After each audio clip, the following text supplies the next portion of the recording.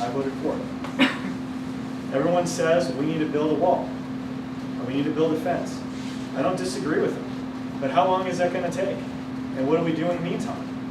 One of the ranchers from this area went up to the Capitol in Phoenix and had this to say, and I agree with him 100%. He said, if you had a prison surrounded by a wall, a 20-foot wall, double or triple layer wall, how long would it take? If you didn't have anybody on that wall, how long would it take for those prisoners to get out? Now you're talking about a 700-mile border.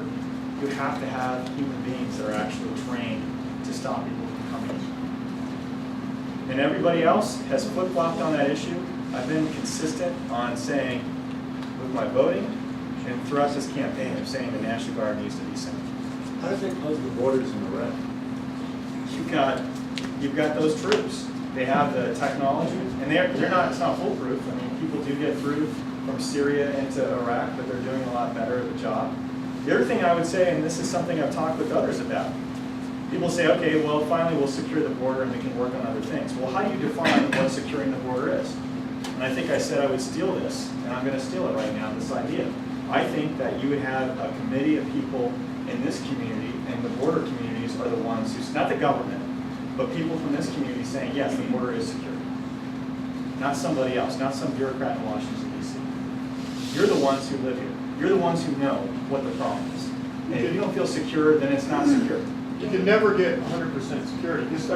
I agree with that, but people sneak across the line in North and South Korea. Sure, But it's sure. a pretty harsh line. But right now, even at Border Patrol's best estimates, they're catching between 10 and 30%. So that means 70 to 90% of drugs and people are getting through. Sure. If we could reduce it down to less than 5% getting through, they're catching 95. There's no way to know for sure. That's close to secure. Our goal is that you feel safe in your homes. Exactly. That to me is, I mean, you don't feel safe all the time in parts of Phoenix or Tucson or other parts of the state, but at least you don't feel like things are completely out of control. Since Rob Prince was shot, killed, there's been so many more resources brought here to this valley, between the Valencia Mountains, the church, so many resources brought into this valley because of that murder. And you can still find illegals every day. Every day.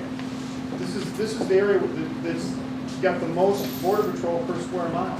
You can drive to Douglas and back and see 15 border patrol vehicles, and you still see illegal aliens, and they're still tracking them. I have a scanner; it has to be in my office. Can't be in the house because it's nonstop. There's a group right now walking by Scott Arena's house to here. There's eight guys. They're on Channel 1 on the GMRS radios. Border Patrol's following them. They're on their way. They'll probably come through here tonight. Yeah. But there's more resources than there's ever been in this valley since Rob was killed, and they're still coming. Yeah, part of the problem is they catch them and release them, unless they're OTMs and we don't know where they go. Quarantine them. So the philosophy has to change because they've been caught and they said, well, this stuff was back in all trailer, we'll be back tomorrow. Well, and you know, Gifford said that if she were in the legislature, she would have voted against Senate Bill 1070 because it does nothing to secure the border. Here's my argument against that. If you know that you could get arrested in the United States by a state and you could actually be prosecuted for that, that might change your decision of whether you're going to come into a state or another state.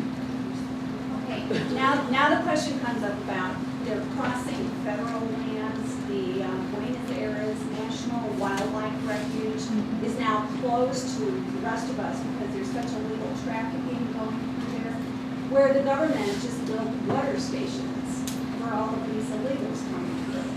So this is like an open border at that one spot where Border Patrol can't go in, the sheriff's departments can't go in. This doesn't make sense. Did you see the YouTube video that Congressman Bishop from Utah gave? Oh my gosh, I'll email it to Make you. sure you tell the guys in the back. That was good. This is the best presentation on what's going on here in Arizona that should have been done by one of our congressmen. The other thing that you need to keep in mind is that almost every single person that represents a border community in all the border states from Texas to California, almost every single one has basically an open borders philosophy. That's essentially almost all of them have that philosophy. And And for the most part, a lot of those folks believe that way because they don't have the same problems that we have here in the state of Arizona. Or their constituency says it's not that big of a deal to them. Well, it is a big deal here. And what I'm telling you is, if you elect me, this is going to be the #1 agenda item I have in my new Congress. And I'm not going to forget the people who sent me it. Bottom line. I have a friend who closed the border between 1991 and 2003 by putting together a coalition of the Mexican Army, the United States Air Force, and DEA Border Patrol. And they flew the National Guard's F-16s along the border, the A-10s, picked them up on radar, stopped them, they never got it. And over 4 years, he had documented over 1,000 drug busts. I mean, I looked at all the documentation. And then I hear about them wanting to build this gigantic fence, and I look at it and go, why? Just fly jets that have got the technology that do not need moonlight or anything else, pick up bodies coming through the corridors down in the mountains, and stop them in Mexico before they get into the United States. All he had was helicopters that could swoop in and intercept them before they came across the border. I think that we give a lot of aid to Mexico. And I think we have the right to ask them to join in, cooperatively to shut those borders. And I think that they look at the United States as a safety valve for their social problems, their economic problems in Mexico. And until they take it serious, that's why I started this out, my comment on that. Until they take it seriously, we're not gonna be able to fully solve this problem. We exert enormous influence on them through the power of the Almighty God.